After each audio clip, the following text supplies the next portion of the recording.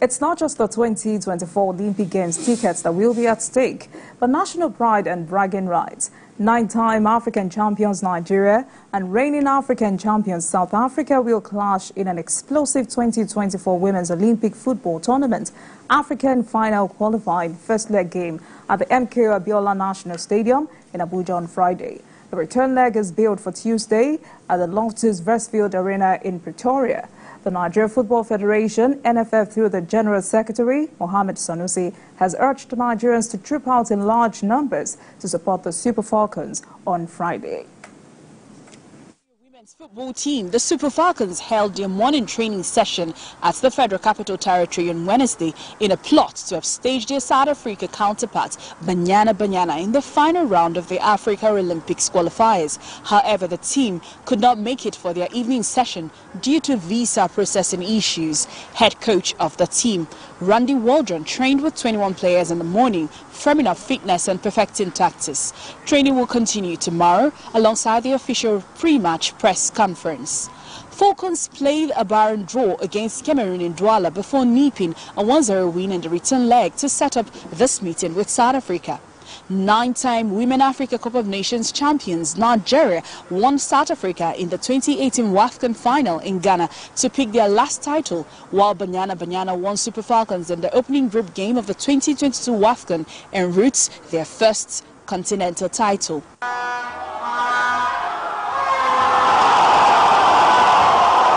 The first leg of the Olympics qualifier will kick off on Friday at the Moshood Abiola National Stadium, Abuja, by 5 p.m. The stadium management is also getting ready the stands for the fans. South African delegation arrived in Nigeria on Sunday and has been training at a private facility in Abuja.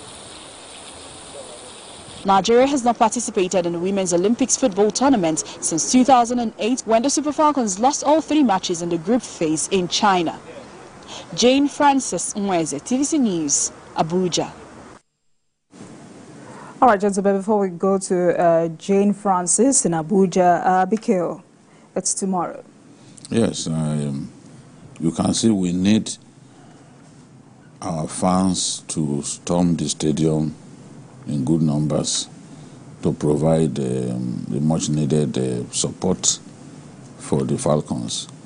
The gates have been flung open, it's free, so we have no reason to not populate that stadium and turn ourselves to an extra player against this the South African female team. That team has been consistent lately. They look like the best in Africa currently. Nigeria has always dominated the women's football, but things are changing.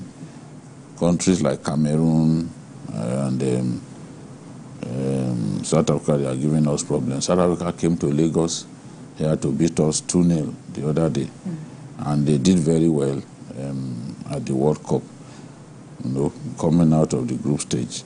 So it's going to be a tough match. I just pray that our guests will live up to their billing and play with the same zest, the same vim that we played during the last tournament, the World Cup, when we lost to England on penalties. So I hope that we will do our best and take a hefty advantage to South Africa. If we can win by a fairly wide margin, then the job will have been done. All right, that's all. I also expect us to win by a good margin because just like the male national team, others are catching up with us in the female category. So we really, really need to get it going tomorrow. That's important for us. All right. Now let's speak with TVC News sports correspondent Jane Francis. Good afternoon to you, Jane Francis. How are you doing today? Good afternoon. Right, so you've been following the Super Falcons. What's the mood like in the team ahead of the clash on Friday? Well, they are very desperate to win this fixture and qualify. It's been 16 years that the Falcons are away from the Olympics. The last time we were there was in 2008 in China, and that speaks volume, about how desperate they are. A lot of generations have come and they didn't make it. The likes of Desire Paranazie, we're not didn't go to the Olympics. The likes of Hosna Chiohale would pass out from this set and not go if we don't go this time around. So I think the only person in the recent generation that was in the 2008 Olympics is Tochukwu Oluwehi. So she's the only person they have to make reference and, question or find out what it feels like to play in the Olympics, because it played in the Women AFCON and also the World Cup. So it's one tournament that the Falcons really, really want to be. So how will you assess the chances of both teams? Well, it's a very tough chance. South Africa have not just caught up with us, but, I can also say that they've gone maybe a few steps better than catching up with us in about 4 games in a space of 3 years. Yes, they have actually won us 3, and we've just gotten 1 victory. They won us down here in Nigeria in the Aisha Buhari Cup. They won us in Ghana in one of the WAFCON games before we beat them with penalties in the finals. And they also won us in the first group game in the 2022 Women AFCON in Morocco. So that's to tell you that they're not a team we come into a match very confident that, we're going to win them. But one thing I think would work for the Nigerian team is the fact that they are a bit too confident, about this Nigerian team. They feel like they know us so well. But we've had quite a few changes even since the 2023 World Cup of some players that they don't know. Yes, they would have watched, our qualifiers up to this point, playing against Cameroon and Tanzania, but real match situation is always going to be, different. So we're hoping for that moment of magic that could happen for us to get more than a goal win down here at home. Because yes, they're talking about weather in South Africa, but also we would have to be tactically better, string the passes together, get the goals before even we start being concerned about the South African weather. So I think we need more than a goal win back here in Nigeria, and that would be a very difficult one against Desiree Ellis's team here in Abuja. Now, what I know the NFF has been trying to get Nigerians to pack the stadium. From the mood in Abuja, do you see people filling up that stadium, especially because it's the women that are playing? Are we going to get the kind of crowd that can really lift the spirits of our girls? Well, for starters, I think that, in terms of publicity, I don't think the Nigerian Football Federation have done enough. There's no banner outside the stadium saying that the Super Falcons will be playing here tomorrow.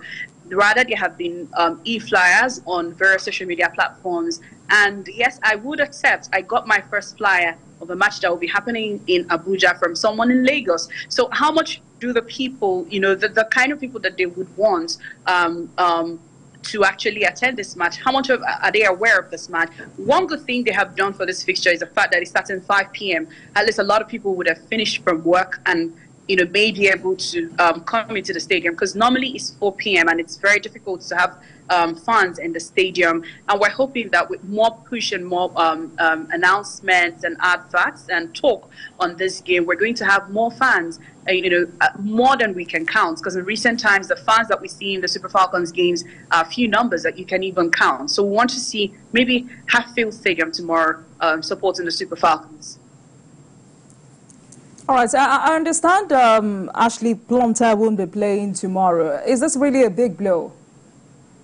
Well, not so much of a big deal. We started the qualifiers. We played a couple of games. Even the Women AFCON qualifier and the Olympic qualifier without her because she was injured. So it's going to be very easy for us to tinker around the defense with also some new players that are coming in, like Chidimma Okeke, although she hasn't played in the team since the 2019 World Cup. But yes, I think we can improvise for Plumter. What about the supporters club? Are we getting serious backing? Are there signs that they are there? And then now also, I mean, are you not worried that this female team at that level is not, we don't have new faces coming in? I mean, we've always had the same kind of faces that, and the legs appear to be tired. We have new faces. We have new faces coming into the team currently, and nobody changes. You know, you can't change that entire team that went to the World Cup for new ones. We have, more than 12 new faces in this team that haven't been part of it, especially from a build-up to the 2023 World Cup up to this point. I think even the South Africans that we're playing, that we're very scared of, haven't done that much of a change. You can bring in maybe 2-3 players at a time, at a given time, and I think that's what Coach Randy has tried to do in the period that he has been with the team. Yes, we have a couple of players from abroad coming into the team. These are things we're not used to, because usually we build the Super Falcons from players who play in the league, and from the league, or rather from playing for the Super Falcons, they begin to travel abroad. But now we're bringing in players that are born and raised abroad to play for the Super Falcons. But we're still managing to bring in players who play in the league, like the likes of Demain. She's a very new player also. Deborah Budun, that went to the World Cup, is quite new, very young, less than 20 also. So yes, the team is getting refreshed as it should be. All right, thank you so much, Jim Francis. Thanks a lot for joining us this afternoon. We wish the girls best of luck tomorrow. Thank you for joining us. All right, gentlemen, there you have it. Your final takes. Yeah, I just hope, because, football contests between Nigeria and Ghana, between Nigeria and Cameroon, between Nigeria and South Africa now, are contests that you've got to take very seriously, because national pride is at stake.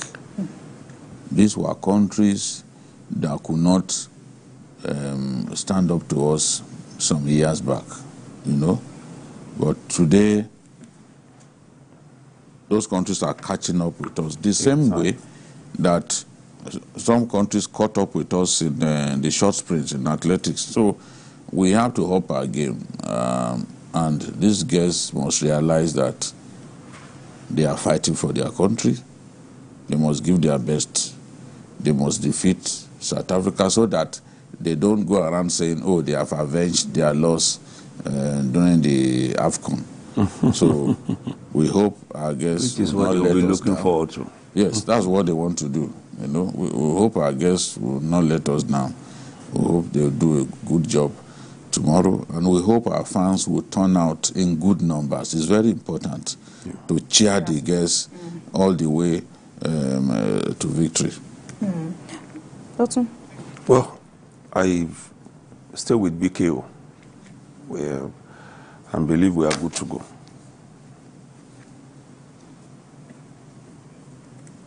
Let's go. So I stay with BKO. I think tomorrow we should ensure we have a good outing, so that when we go to South Africa, because they are going to intimidate us there, no doubt. It's always the style. They come here, they get it easy, because we don't have a culture of intimidating people. But we go there, they intimidate us. So it's good that we consolidate from home and know that whatever the outcome out there, we are good.